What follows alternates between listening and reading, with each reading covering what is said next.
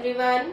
In the previous two videos of thermodynamics, we have done enthalpy of reaction and enthalpy of formation.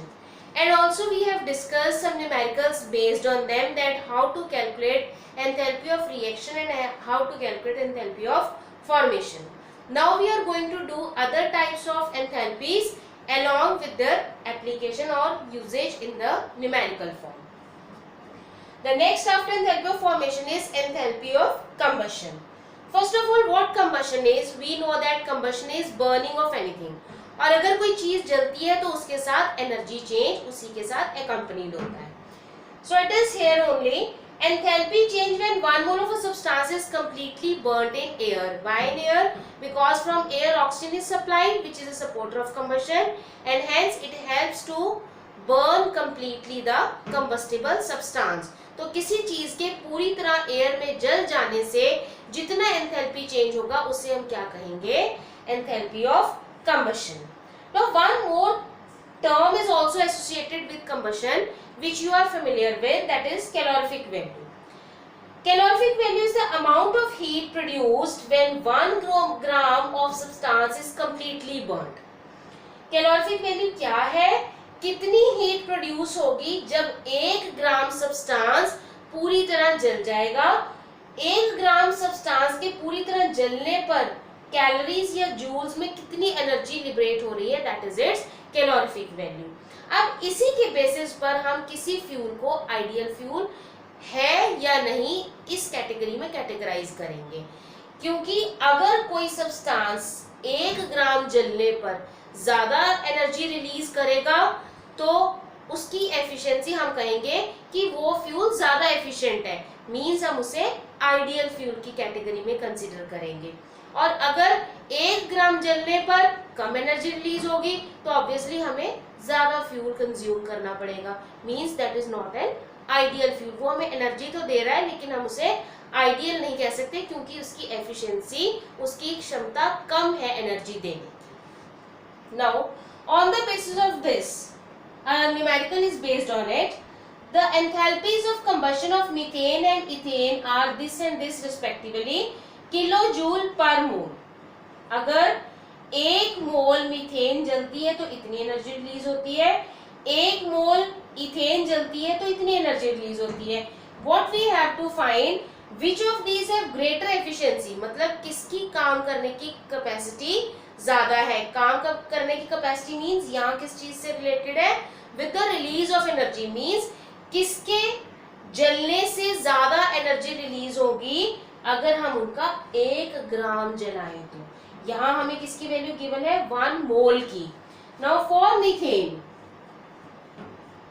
1 mole is equals to 16 ग्राम.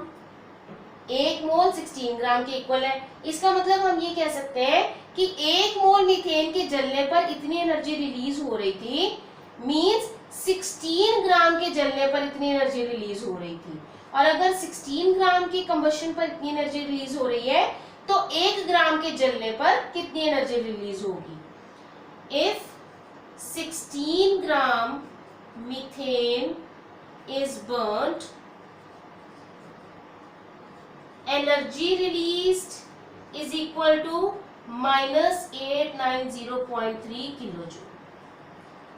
और अगर 1 ग्राम जल रही है, if 1 gram of methane is burnt, energy release will be -890.3 divided by 16, which comes out to be 55.64 kilojoule पर ग्राम. अब जैसे हमने methane के लिए निकाला वैसे ही हम इथेन के लिए निकालेंगे. For ethane that is C2H6, 1 mole is equals to 30 gram. 12 to the 24, 24 plus 6, 30 gram, 30 is its molar mass. Means if 30 gram ethane is burnt, energy released will be -1559.7 kilojoule. And if 1 gram ethane is burnt, energy released will be minus 1559.7 divide by 30 means it comes out to be 51.99 kilojoule पर ग्राम। अब अगर हम दोनों की energies compare करें कि 1 ग्राम के जलने पर कितनी कितनी एनर्जी रिलीज हो रही है, तो in case of methane it is 55.64 and in case of ethane it is 51.99 kilojoule of energy 1 ग्राम के जलने पर रिलीज हो रही है। माइनस साइन क्या इंडिकेट कर रहा है that energy is getting release.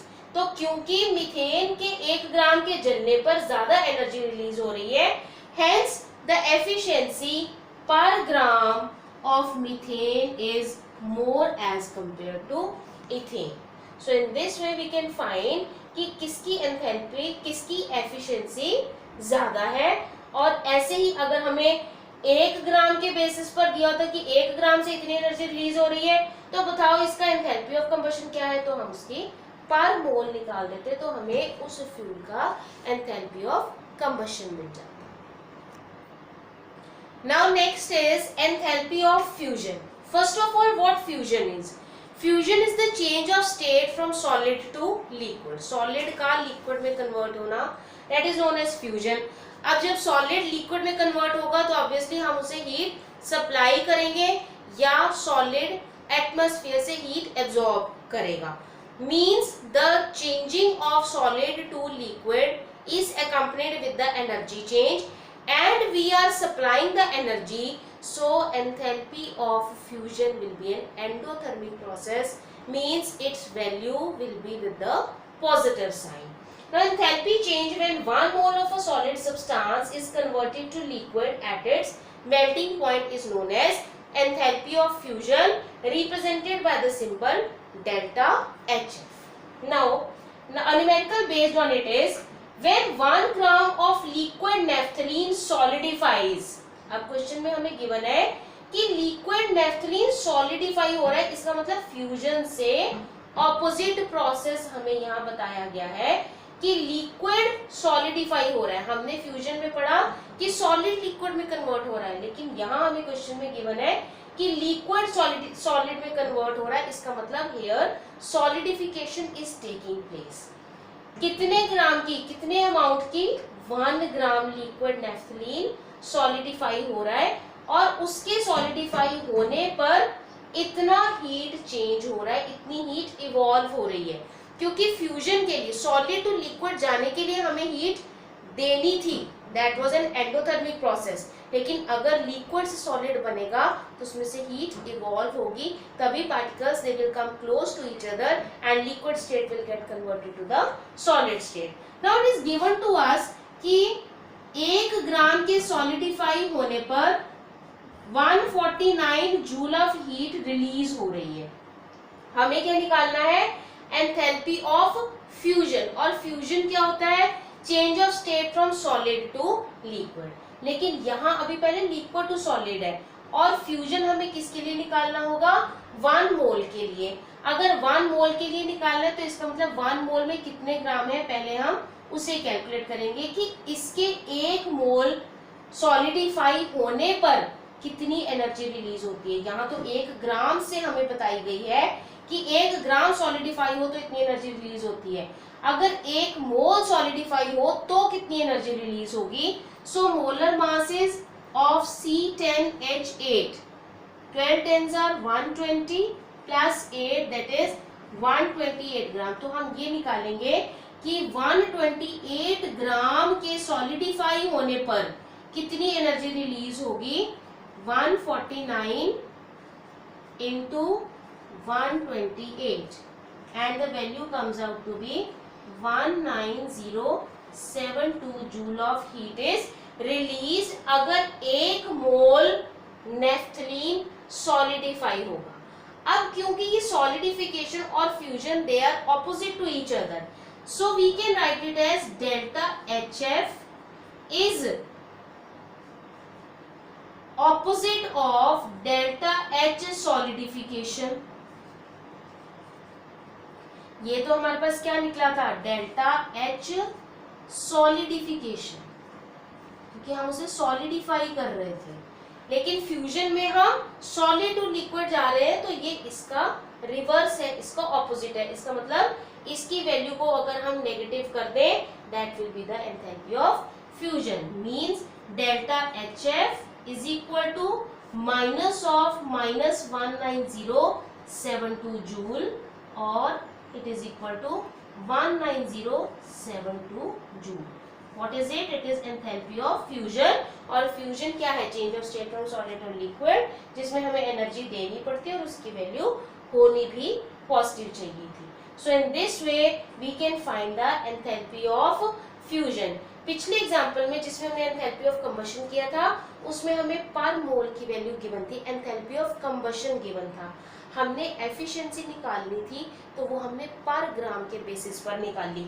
अब यहाँ हमें 1 ग्राम की वैल्यू गिवन थी कि 1 ग्राम से कितनी एंथैल्पी चेंज हो रहा है, और हमें एंथैल्पी ऑफ फ्यूजन निकालनी थी, मींस हमें पर मोल निकालनी थी। And in this way we can find it. No doubt यहाँ हमें रिवर्स प्रोसेस से दिया हुआ था कि सॉलिडिफाई हो रहा है तो इतनी एनर्जी रिलीज हो रही है। ऐसा भी हो सकता था कि 1 ग्राम सॉलिड टू लिक्विड की कन्वर्जन दी हुई होती, तो हमने एंथैल्पी ऑफ फ्यूजन निकालना होता, तब भी हम 1 मोल की निकालते। लेकिन इन दैट केस जो एनर्जी चेंज होती वो एनर्जी हीट इवॉल्व नहीं, हीट एब्जॉर्ब्ड होती। इसका ऑपोजिट होता अगर solid to liquid conversion question में गिवन हो।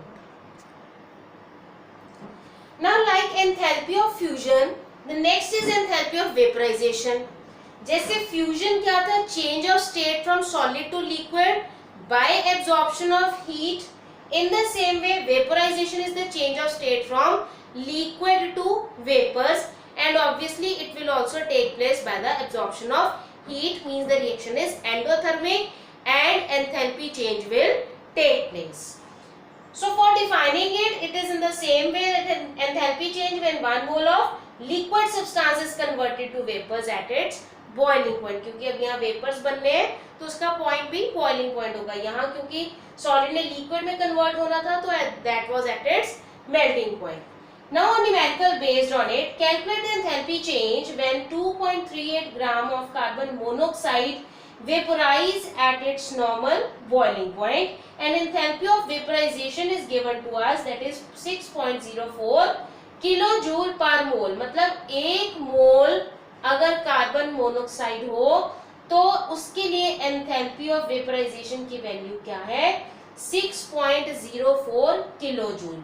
1 mole means 1 mole of CO means how many grams? 12 plus 16. Molar mass of carbon is 12 and of oxygen is 16, means it is 28 ग्राम। तो हम ये कह सकते हैं कि 28 ग्राम के वेपोराइज होने पर एंथैल्पी ऑफ वेपोराइजेशन क्या है?